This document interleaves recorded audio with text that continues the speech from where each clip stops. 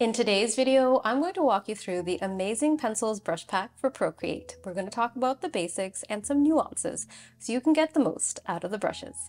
If you're interested in learning more, please keep on watching. Hello and welcome to Color with Kendi. So today's video is part one of the series on the Amazing Pencils brush pack. We'll be talking about the basics and some tips to get started. So this is a good foundational video. And then if you need any more help, you can watch part 2 and 3. And in those videos, I'll be going through every single brush in detail. And by the end of the series, you'll know everything you need to know to make beautiful artwork with this brush pack. And since this video is a longer video, there are chapters and timestamps, so feel free to skip around. Now, if you've already purchased the brush pack, please install the files. And if you need any help with that, there is an import video, so be sure to watch that. And that is a separate video. I'll leave the link in the description as well as the pinned comment. And if you haven't purchased the brush pack and you're curious to learn a little bit more, you can find a link in the description. So the first thing we're going to do is a brief walkthrough of the files. So with this brush pack, you get 7 different files. There's the brush set file, and then these are the 6 other files. So there is a reference PDF, there are 2 blank canvases, there's a brush tutorial canvas, and 2 colored canvases. So let's just open up the reference PDF. This is a PDF that you can open up in Adobe Acrobat, or you can import it into Procreate to read it. And in order to read a PDF in Procreate, you just need to scroll through. So this PDF is a great guide when you need a little bit of help and you don't have time to go through the entire brush tutorial series.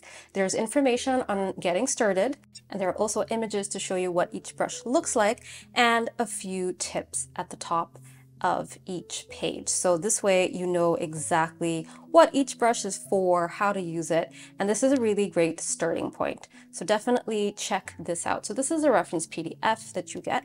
Then there is a medium-sized canvas and a large-sized canvas. These are both the white blank canvases. The medium size is 8 by 10 and the large is 12 by 16. So I'm going to show you what that looks like, but we will be going through the paper texture canvases in more detail towards the end of this video. So basically there are several layers that are already set up for you. There's also a read this section, and here we have all of the brush textures. So whenever you're in a hurry and you need to figure out which each brush looks like, this is a really good place to come and check what each texture looks like. And there's also a link that you can go to find all of the brush tutorials. You can't click on the link from here, you'll have to type it in, but that is a link. colorwithkendi.com/brushes. You can find all the brush tutorials for this brush set there. So we will come back and talk about the paper texture canvas in a bit, but I just wanted to show you what each file looks like. So the large canvas is similar. Then there's a brush tutorial canvas, which we'll be using today. I'll come back to that. And then there are 2 colored canvases in slightly different textures. So this is texture 1. And if you open up the layers panel, there are different colors here, which you can toggle on and off. And we will go through this towards the end of this video. And there is also a second texture, which is slightly different. It just looks a little bit different from the first one. And we also have several colors for that. So we'll come back to the paper texture in a bit. But for now, what I wanted to do is open up the brush tutorial canvas and talk about some of the tips to get started with these brushes. So I'm going to open up this brush tutorial canvas. So this brush tutorial canvas is something that we're going to use today, and we're also going to use in parts 2 and 3 of this tutorial. And it has several layers already set up for you, and we're going to test the brushes out together, and I'm going to tell you some tips to help you get started.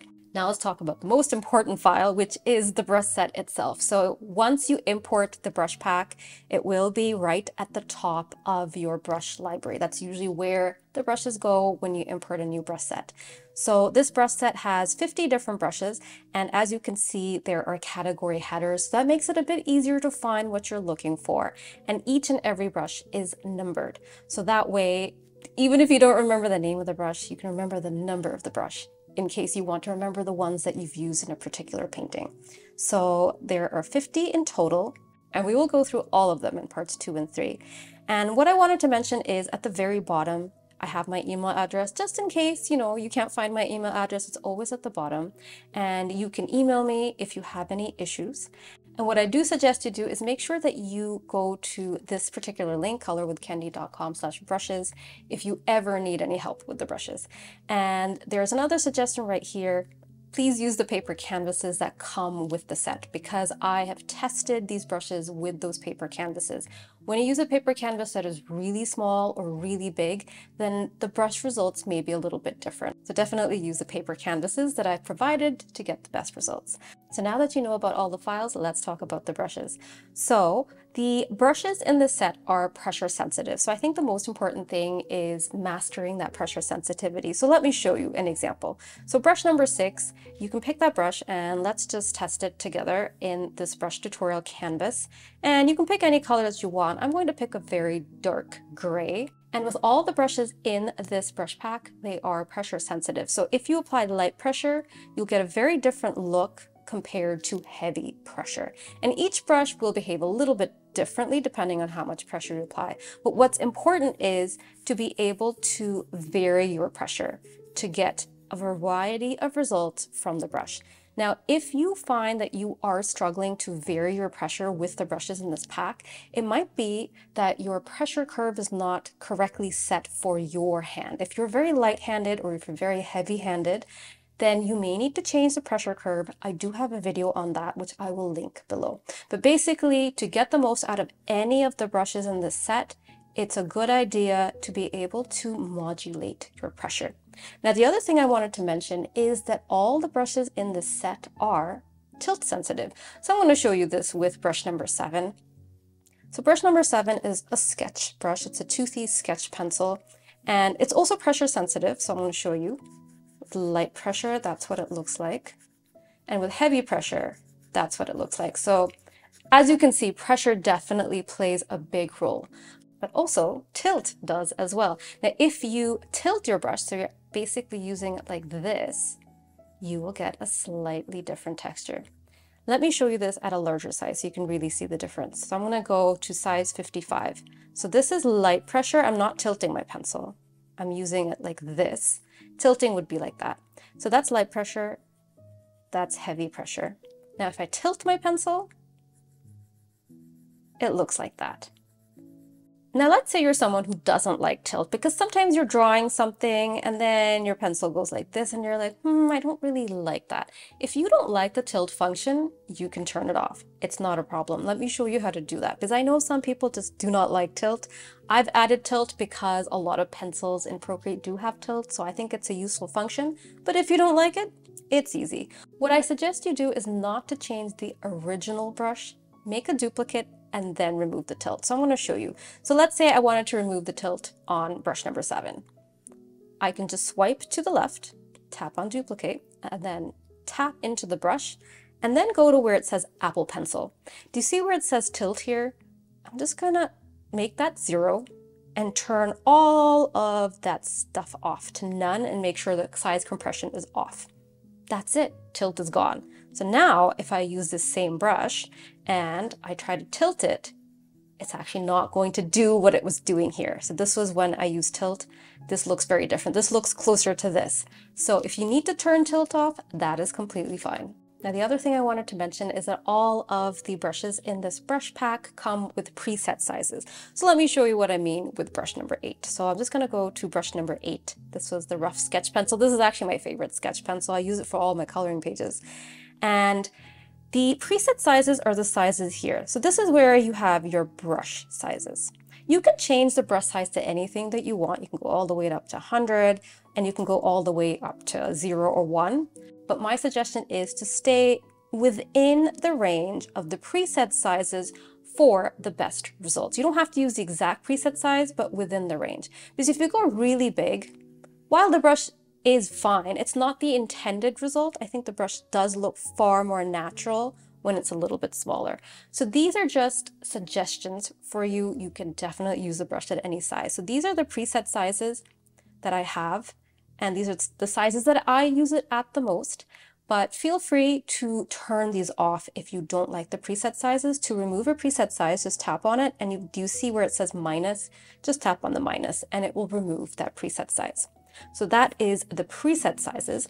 And the other thing I wanted to mention is that whenever I have brushes in this set where it says A, B, C, and D, that typically means these brushes are similar. They behave in similar ways, they just happen to have different textures.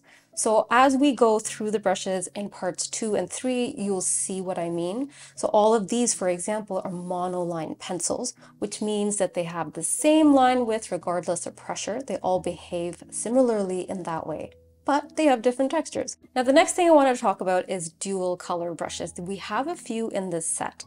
So we will be going through each brush in detail in parts 2 and 3, but today I just wanted to give you the main tips to get started, and I think it's important to know how a dual color brush works. So what I'm going to do is go to Layers panel. I'm going to turn this layer off. And I have a layer for dual color pencils. I'm just going to turn this on. And I'm going to show you how one of these works, and then we'll do the rest of the testing in parts 2 and 3. So I'm going to go to brush number 33, which is right here. This is a dual color pencil. So a dual color brush requires you to pick 2 colors. And to pick the 2 colors, just go to the color menu. I usually do this on disc mode. I find this to be the easiest, and you'll see 2 colors right here at the top. So right now I have black and white, and that's probably not the ideal to test with, although I can show you what that looks like. So if I had black and white and I had dual color brush, depending on how much pressure I apply, I will see a different mix of those 2 colors. So let me show you this with actual colors. So you can pick any colors that you like. So I'm going to pick pink, and then for the second color, just tap right there and then change it to something else. So I'm going to change it to, let's say, purple. And then what I'm going to do is I'm going to tap back on the pink. The reason for this is that if I keep to the purple, let's see, I don't tap back. If I keep to the purple, then the purple becomes my main color. And the main color is what you will see at lighter pressure. And I actually want to see the pink at lighter pressure. So what you can do is just tap back. And now what will happen is that will become the main color, that pinky orange. And then the secondary color is purple. So let me show you what that looks like. So with light pressure, you will see more of that first main color. And then as you add more pressure, you will see that secondary color. And the trick really is to vary the pressure, and then you'll get this result where it's mixing together. So this is all about pressure control. If you use really light pressure, you will only see that main color. If you use really heavy pressure, you will only see that second color. You will not see both. The trick to these dual color brushes is to vary the pressure, and you will get that nice blending. So that's how a dual color brush works. The next thing I wanted to talk about today is layering. There are a few brushes in this brush pack which can be layered much like paint. So let me show you that. So I'm going to go to the layers panel. I'm going to turn this layer off, and then we're going to go to the layerable pencils and open up that. So I'm going to show you brush 27 today, and we'll do the rest in the next 2 parts. So layerable pencils. So that is 27, 28, 29. I'm going to show you 27. So I'm going to go with brush size 46, which is the middle preset size. So a layerable pencil, if you use the pencil without lifting your pencil,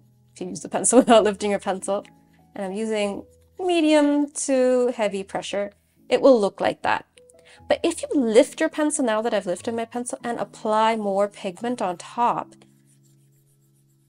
do you see this kind of layering effect? You might be able to see it a bit better with a slightly darker shade. So let me show you this. So this is without lifting the pencil. I lift the pencil and apply more pigment, and then really heavy pressure. Do you see? It's like you're building up layers of pigment, and it will get a nice texture the more you layer up your pigment.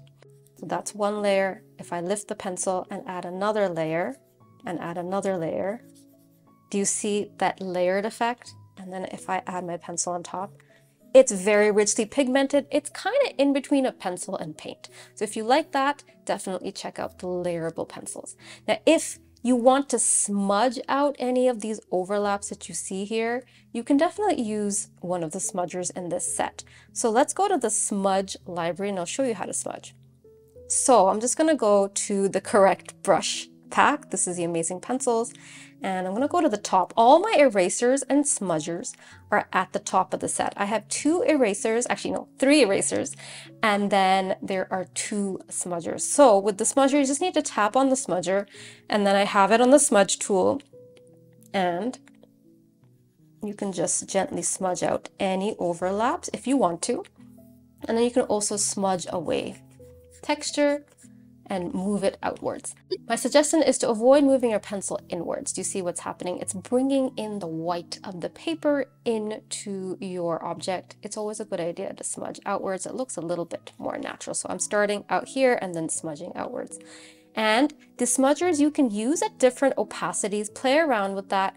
If you want the smudging to be very faint, I would use it at a lower opacity, but I usually tend to use it with the medium opacity. So that's how you can smudge, and you can smudge 2 different colors together as well.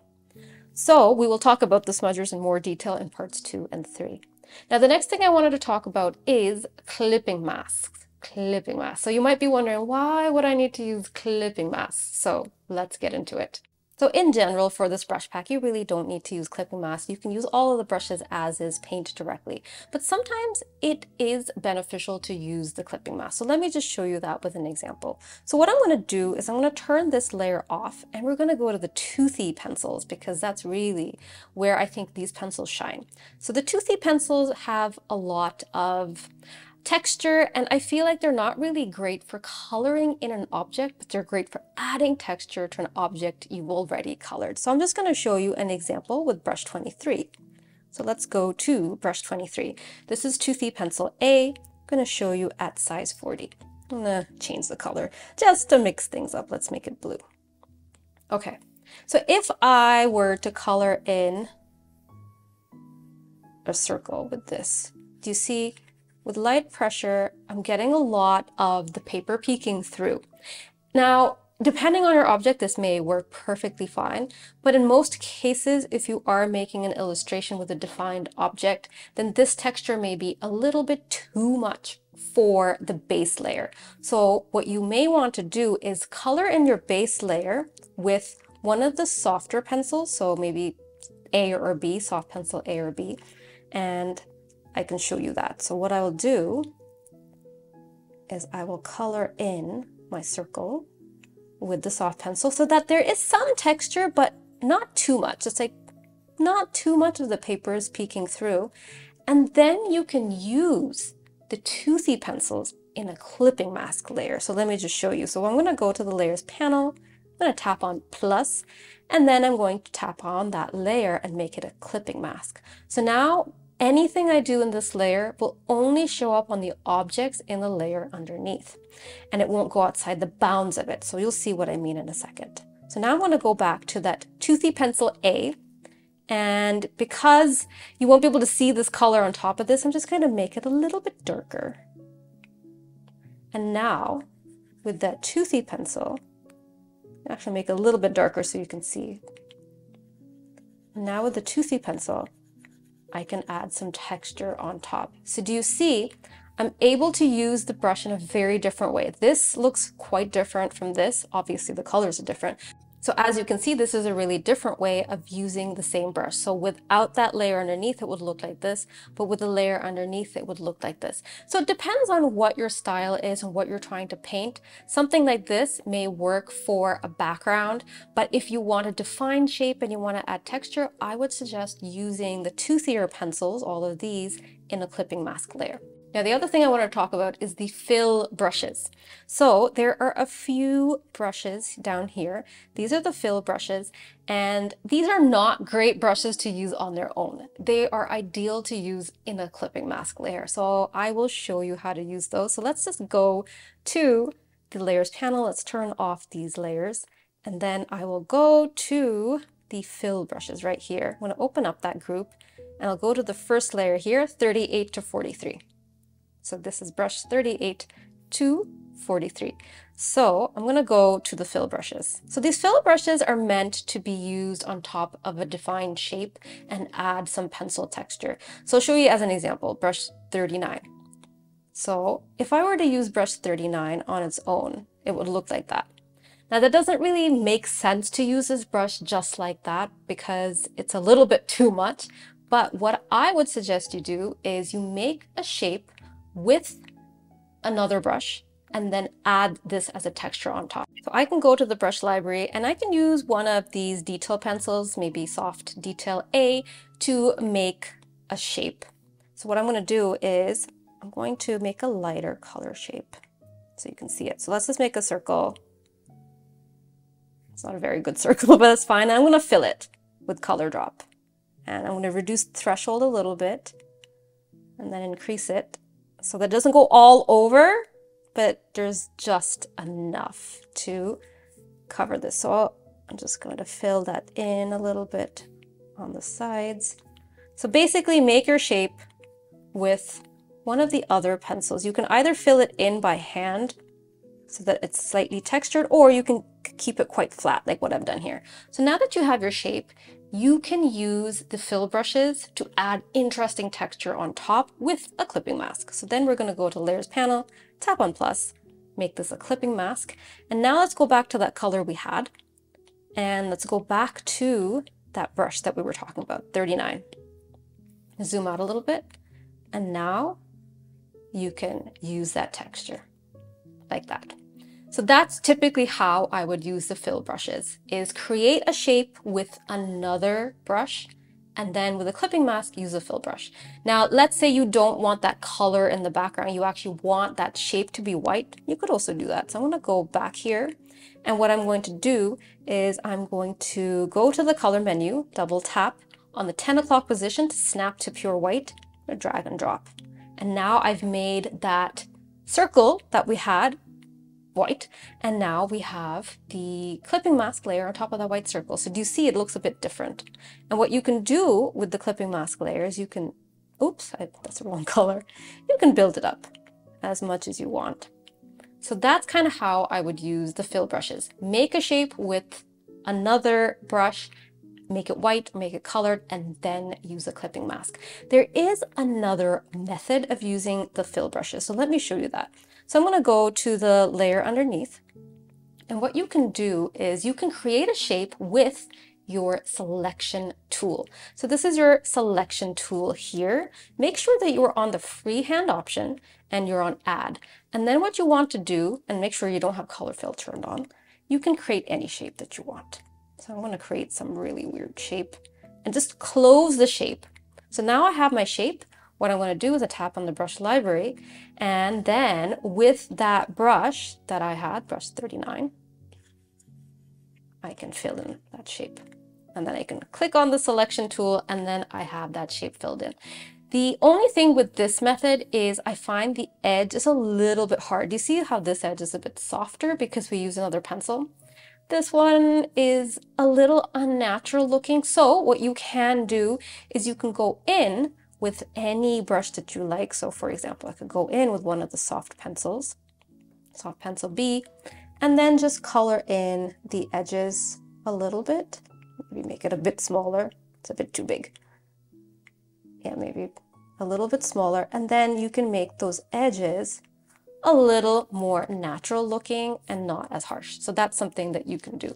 So that's how I would use the fill brushes. Now I wanted to talk about the paper texture. So the paper texture is important in my opinion. It really brings your paintings to life. So let's go to our gallery and I'm going to walk through the medium-sized canvas. So the medium-sized canvas has this particular layer. It's the read this layer right here. So this is where all the brush textures are. Before you start painting, just turn that off.